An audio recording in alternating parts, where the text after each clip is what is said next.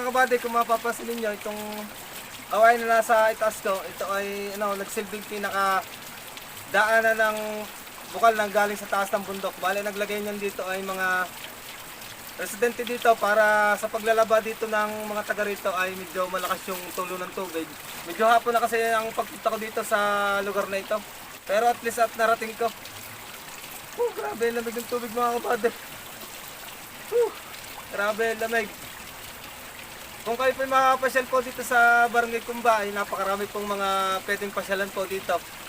At napakaganda po ng mga tanawin, ilog. Basta mag-enjoy po kayo dito sa lugar na ito. At masasabi ko po talaga, ngayon lang po talaga ako napaligo. Kasi dami kong pinuntahan mga falls, mga ilog, dagat. Hindi po ako naliligo. Dito lang po talaga sa Barangay Kumba. Dito ako nakakit maligo. Gawa ng bukal. Tapos itong